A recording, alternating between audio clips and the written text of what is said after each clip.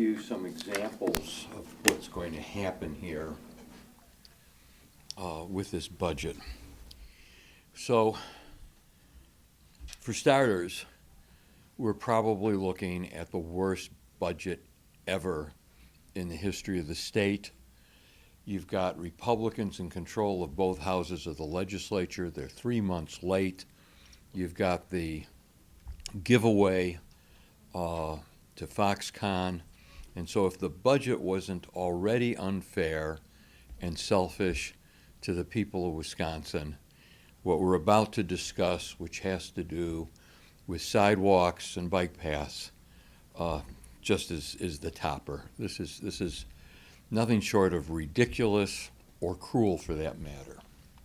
Historically, our state is no different than others, which is there is a power of condemnation for municipalities so that they can put in roads and sidewalks and you can have transportation. Sometimes there's unwilling sellers and you have to put in a new road or you have to widen an existing road. And so we've always had the power of condemnation, which allows us to acquire the right-of-ways for public health and safety. Well, now we've got a couple of members of the legislature who have put in a bill which is going to limit this to only the highway portion of the roadway. Now, let me start out and tell you that Madison, in terms of walkability, with all the emphasis we have on neighborhoods and on accessibility, actually rates lower than expected. And there's a reason for it. As the city grew, going all the way back to the 1920s and 1930s, as the city grew, town areas that were annexed to the city that were already developed didn't have sidewalks, curb, or gutter.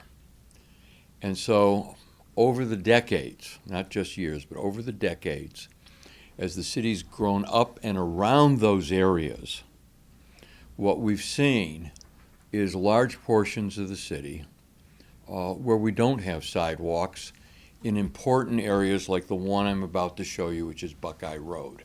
These are not small residential streets. These were town roads, these were the county roads, when basically everything was pretty rural.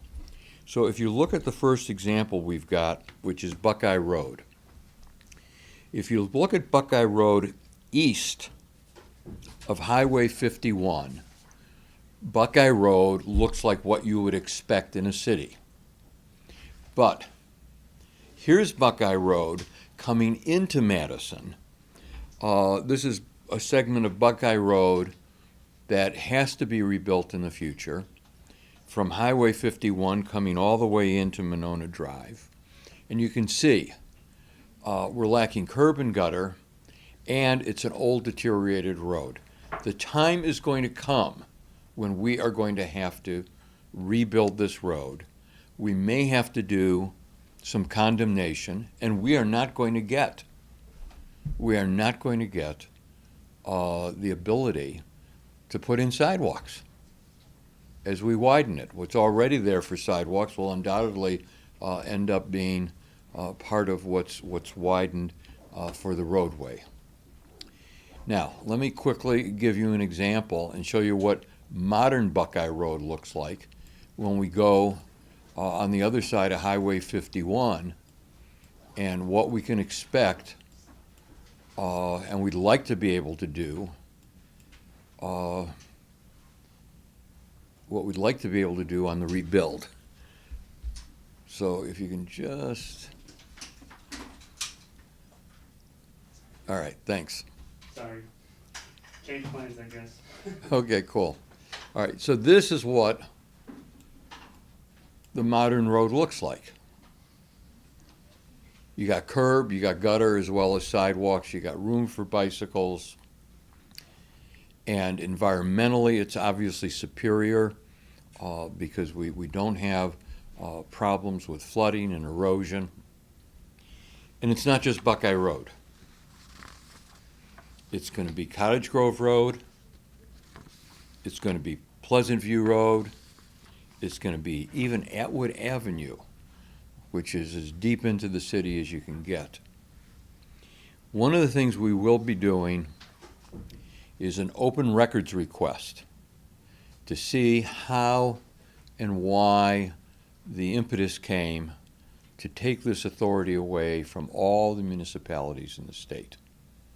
Find out what's the special interest that's going to be at work here, which is going to put so many Wisconsinites at danger without the ability to put in sidewalks and bicycle paths where necessary. This is in the budget. It is before the legislature now. We've made it very clear how we feel. There'll be a resolution before the council next week, which a number of us are sponsoring, expressing our concern for the well-being of the people of the state, our city, and of course the concern about not just safety but the environmental consequences. It's bizarre thinking. That's the best way I can describe it. And we've really not learned and had a good explanation from the perpetrators of this as to their motivation and what they're trying to solve. And of course, one of the reasons is we really don't know who's behind it, but it's in there. So, we've given you just a few examples. The list is actually much longer. There'll be more roads on this list that'll be affected. And this is what our legislature is up to. Questions? Yeah, Mayor, to clarify, what specific road types would this language apply to? Would it just be state or county highways, or would city streets be rolled into City this? streets are included. Okay, you mentioned there was an exception though? There's no exception. So this, as far as you know, would apply to all? It applies to towns, it applies to villages, it applies to cities, and it'll even in some instances apply to the State Department of Transportation. Mm-hmm. And then if one property owner is against condemnation, that would? Imagine what happens. You have one property owner who's against it. You're doing a 3-mile stretch of road, and you got one property owner right in the middle who says, no, I am not going to allow this to happen. And then it's like having a missing tooth in a smile.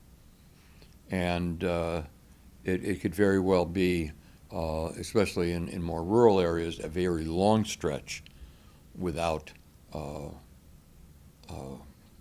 road, without a sidewalk. Does this deny condemnation for the use of widening a road? Anything. Anything? So again, if we, as like I said, with the example of Buckeye, we go into Buckeye, and I'm trying here now to get to the older section of Buckeye, and I think, am I there yet? Well, here I am. Here, I got it here. If you go to the older section of Buckeye, you've got a narrower roadway. You need to expand it because not only because of the traffic, but what we have to do to really make this work is we've got to put in curb and gutter. And that's for safety and environmental reasons. And so it's very likely it'll be a very expensive proposition. Do you have any figures, like exact or even just ballpark, about how often you've used condemnation for projects like this recently? My guess is we do it at least several times a year. And let me just say, there are certain circumstances which are referred to as friendly condemnations. And this is where you're taking the entire property, where the homeowner or the property owner actually prefers that. The reason is this: there's very favorable tax consequences for the property owner if they convey the land under the threat of condemnation, even though you may not go through with it, as opposed to just making a sale. And so an owner will say, well, we'll work something out here, but I want you to threaten me with condemnation, and then we can talk. Mayor, do you know when this provision was put into the state budget? And Sometime in the last 3-4 weeks, is that right, Nick? do you know what meeting or what legislature? That's why we're gonna go do the open records request. And Nick, you'll work with the city attorney and get an open records request on the history of this bill and any correspondence, any emails that give an indication or a reference to the power to condemn for road, sidewalk, and bicycle purposes. I was wondering, do you have a copy of, I guess, the bill number that? The bill number, oh, wait a second. It's 64. I can get it done. Okay. Any other questions? I have an unrelated question. You had said last month that you would make a decision on a gubernatorial Yes. run after Labor Day. Have you made a decision? No, I haven't, but it's after Labor Day, and it'll be coming pretty soon. It'll be coming pretty soon. All right? Thank you all, and good luck to all of us in safely getting around town. Thanks.